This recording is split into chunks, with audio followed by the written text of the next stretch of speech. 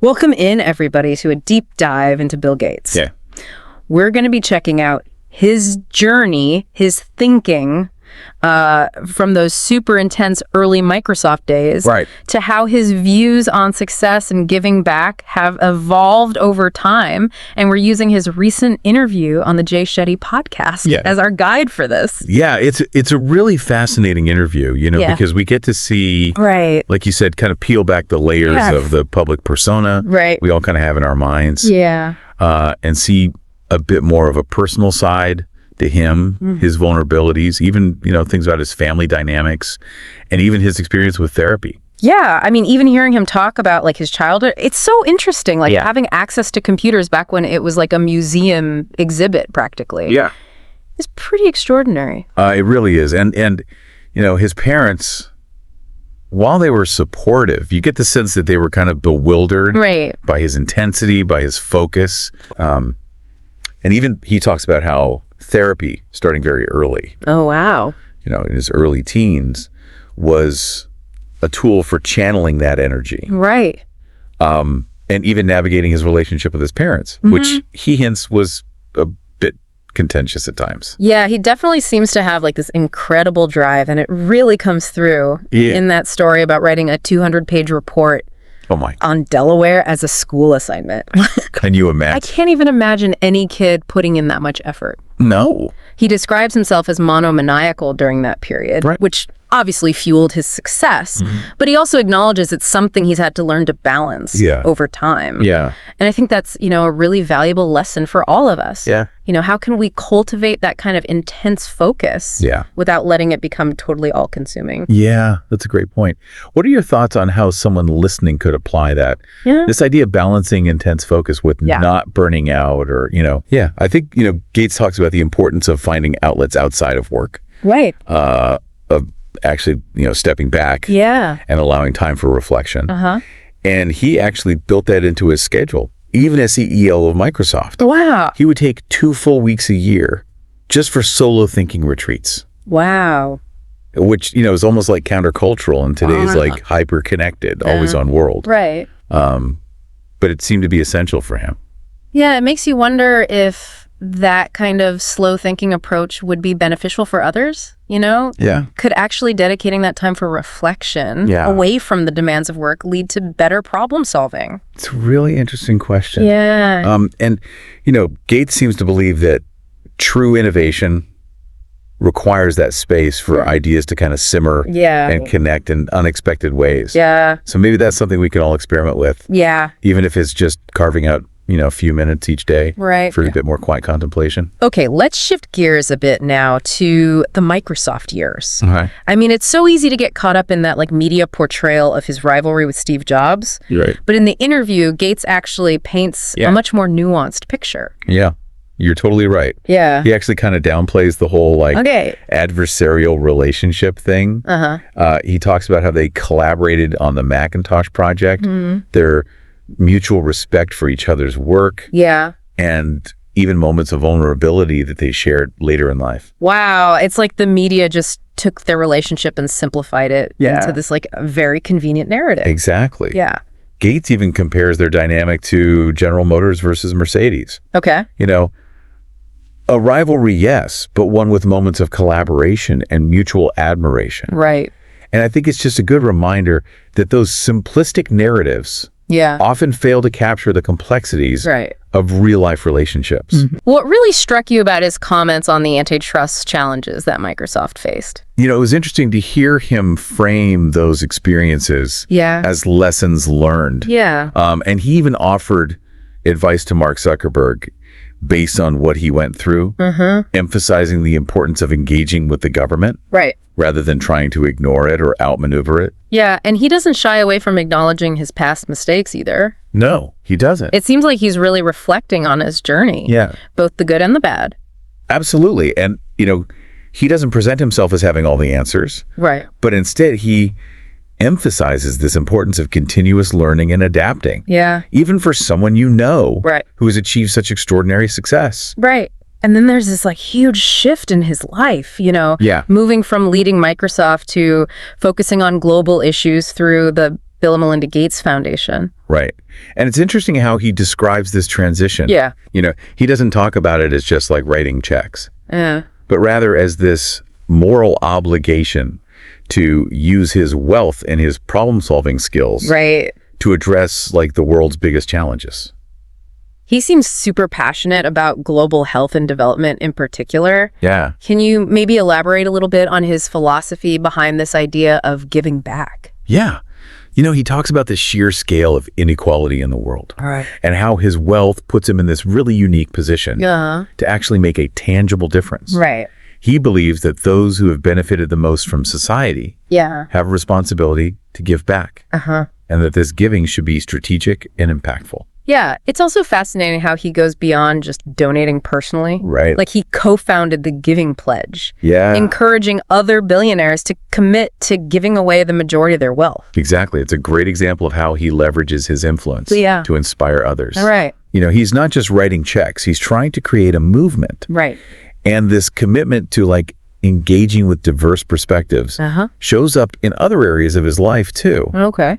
He talks about a meeting he had with Bernie Sanders. Wow. And, despite their vastly different political ideologies, he found the conversation so valuable and thought-provoking. Yeah, it shows a real willingness to step outside of his own bubble and engage with people who hold very different views. Good. What do you think it is about Gates that allows him to connect with people across the political spectrum like that? I think it's his genuine curiosity and his commitment to finding solutions. Yeah. He's not afraid to challenge his own assumptions. Right. And he seems genuinely interested in understanding different perspectives. I mean, he even met with Donald Trump. Wow. Advocating for continued investment in global health initiatives. That's quite a contrast from Bernie Sanders to Donald Trump. Yeah. It seems like he's willing to engage with anyone. Yeah. If it means advancing the causes he believes in. And this actually brings us to another really interesting aspect of the interview. Okay. His thoughts on success. Yeah. It seems like he's really moved beyond purely financial definition. Yeah. Focusing more on impact and making a difference in the world. It definitely makes you question like your own definition of success. Yeah. Is it just about wealth and achievement? Right. Or is there something more to it? Right. What resonated with you about his perspective on this? Well, he talks about the satisfaction he gets from tackling complex problems and actually seeing the positive effects of his philanthropic work. Yeah. It's a good reminder that success can be measured in so many different ways. Right. And that making a meaningful contribution to society can be incredibly fulfilling. Yeah, it sounds like his focus has shifted from building a company to building a better future. Let's talk about his vision for the future a little bit. Okay. Especially his thoughts on AI. Yeah. He seems both optimistic about its potential and cautious about its risks. Yes, definitely.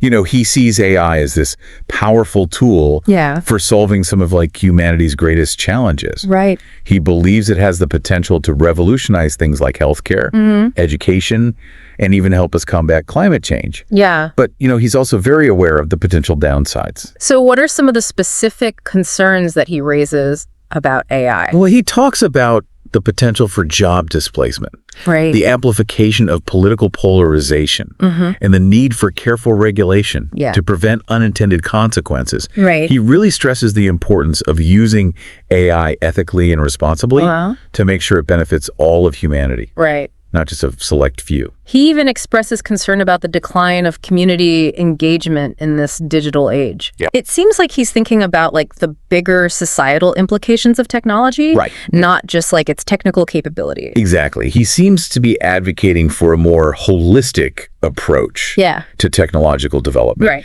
One that considers not just the potential benefits, but also the impact it has on things like social structures, human connection, and our sense of shared purpose. It's refreshing to hear someone with his level of technical expertise also emphasizing the importance of human values and connection. It really suggests that even in this age of like rapid technological advancement, we can't lose sight of our shared humanity. Absolutely. And it's interesting how even with all his success and this focus on the future, he still emphasizes the importance of basic human values like empathy and compassion. Right. He keeps coming back to the golden rule, Right. Treat others as you would like to be treated. It's a timeless principle. Yeah.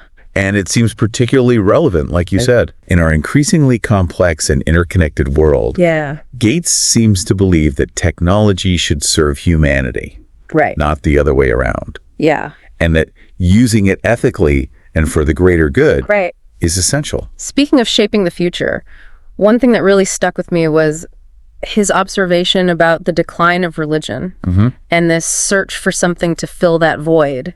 Yeah, he talked about the need for what he called a third space. Yeah. A space for reflection, community, and connection. Beyond work and family. Yeah. You know, it's something a lot of people seem to be looking for. Yeah. In our fast-paced, digitally driven world. Yeah, he seems to be really wrestling with this idea of how we create those spaces in a society that's increasingly fragmented and isolated. Yeah. It's a really profound question, and I'm curious to hear your thoughts on this. Like, how do we foster that sense of belonging and shared purpose in a world that often feels disconnected? It's a tough question. And there's not like one simple answer. But I think it starts with recognizing the importance of human connection. You know, we need to create opportunities for people to come together, to share their experiences and build those meaningful relationships. It could be through, you know, community organizations, shared hobbies, or simply making an effort to connect with the people around us. Yeah, it's a good reminder that even as technology advances, our human need for connection and belonging remains constant. For sure. So as we kind of wrap up this deep dive into Bill Gates's world, what are some of the key takeaways that stand out to you? You know, for me, it's the reminder that even someone who has achieved, you know, extraordinary success is still on a journey of growth and evolution. You know, Gates's willingness to embrace new ideas, acknowledge his mistakes, and constantly challenge his own assumptions is really inspiring. It's also a call to action, I think, for all of us. You know, his focus on using his wealth and influence to address global challenges is a powerful example of how we can each make a difference, no matter our circumstances. Whether it's through philanthropy, community involvement, or simply treating others with kindness and respect, we all have the power to contribute to a better future. Yeah, and maybe the most important takeaway is this reminder that technology is just a tool. It's up to us to decide how we use it and what kind of future we want to create. Absolutely. As Gates points out, we need to make sure that technology serves humanity, not the other way around. And that means prioritizing ethical considerations, fostering human connection, and using our collective ingenuity to solve the world's problems. Yeah, he really leaves us with a lot to think about. He does. You know, how do we balance technological advancement with human values? How do we create a future that's both innovative and equitable? These are big questions that I think we all need to be thinking about as we navigate this ever-changing world.